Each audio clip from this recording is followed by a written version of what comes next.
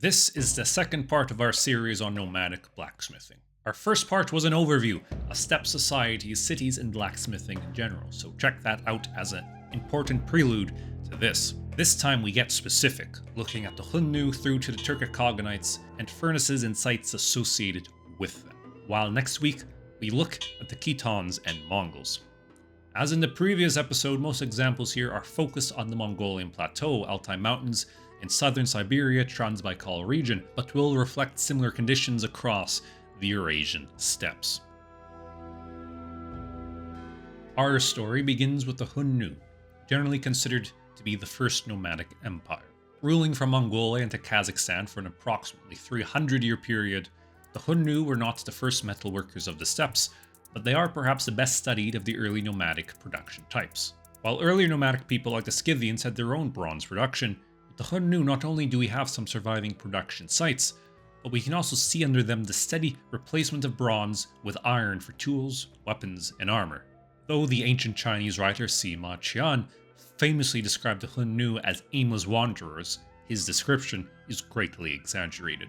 There is substantial archaeological evidence for settlements and agriculture in the Xiongnu period, operating alongside mobile pastoralism. The Xiongnu had a series of walled settlements within the Mongolian steppe. These sites are given modern names to identify them, as the original names are unknown.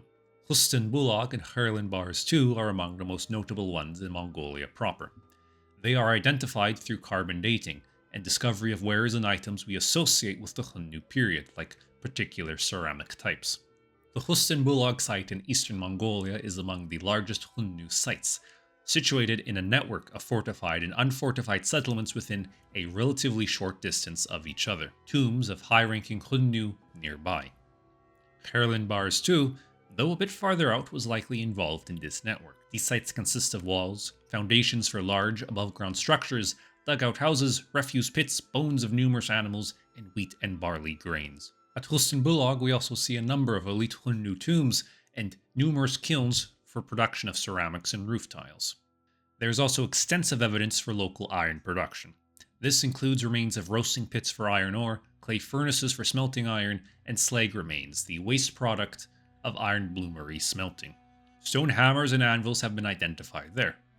Together, these are telltale signs that they were making their own iron implements. In fact, they were even exporting them, as there was not evidence for on-site refining and forging. At Hustan Bulag, the iron ore was heated into usable iron and then sent elsewhere to be turned into a final product by other specialists in this network. There is also evidence for non-settlement production.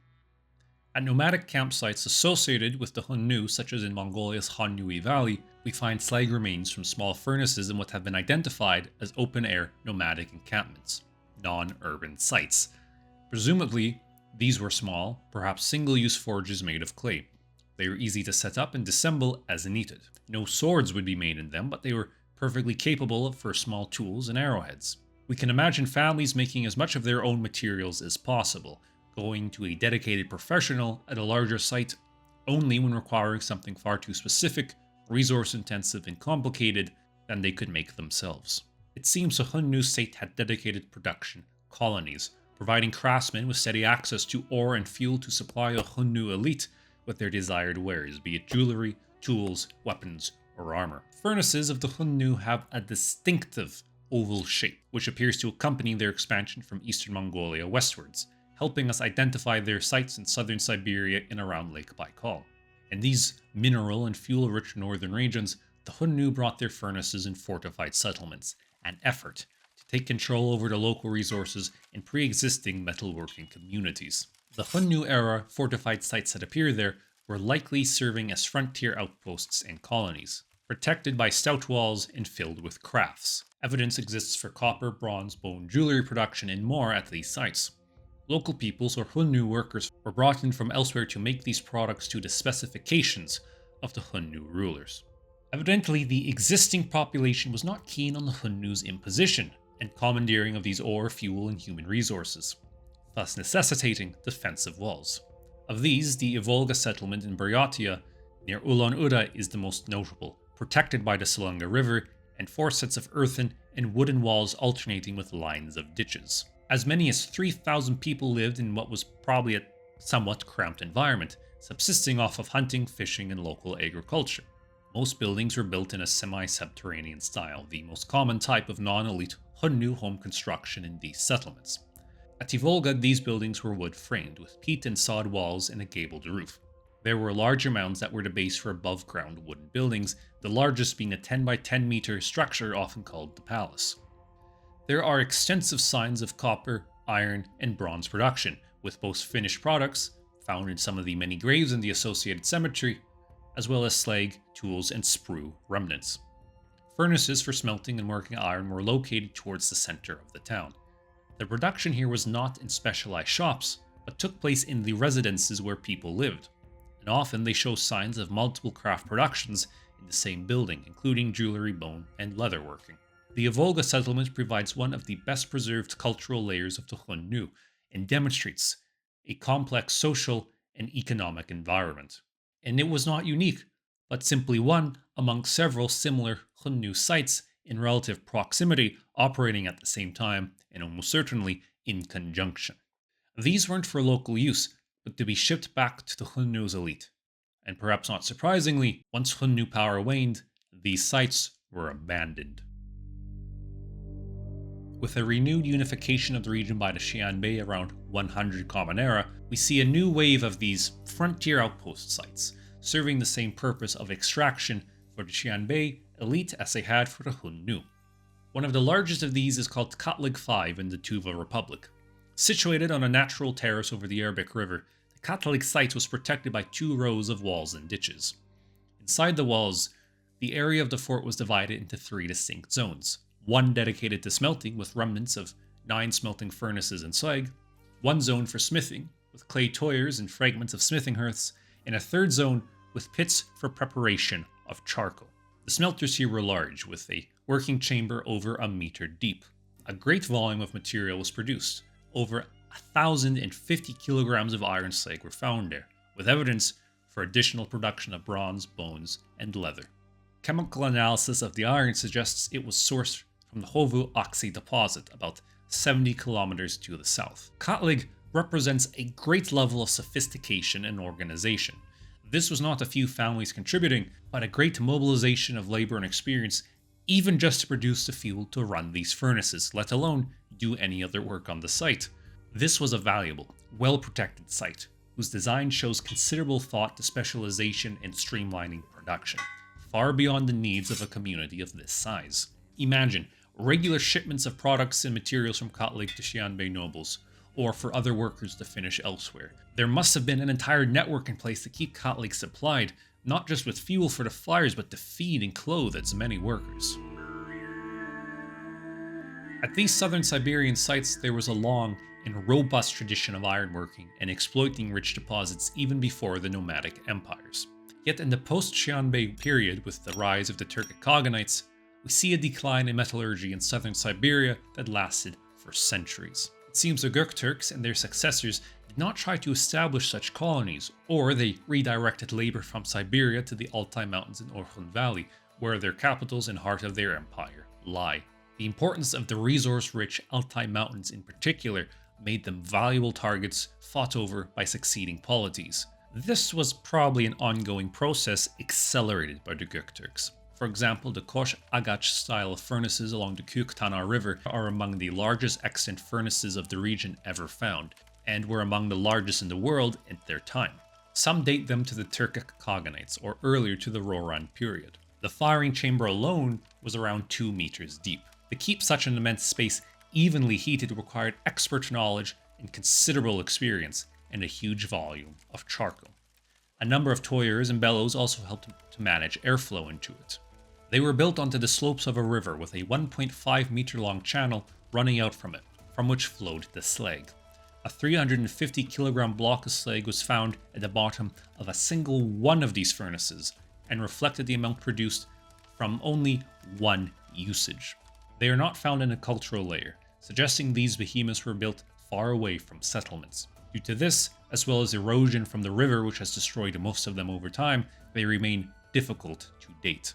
We continue to see large urban sites under the Göktürks and their successors. The Göktürks and the Uyghurs had capitals in the Orkhun Valley, in today's Mongolia, where the famous Old Turkic Orkhun and Tonyukuk inscriptions are found. The Uyghur Khaganate settlement network was particularly impressive, attested well in textual sources and archaeology. The most notable is their great capital Ordubalik, the largest in the pre-modern Mongolian plateau alongside Karakorum, which itself is only a few kilometers away.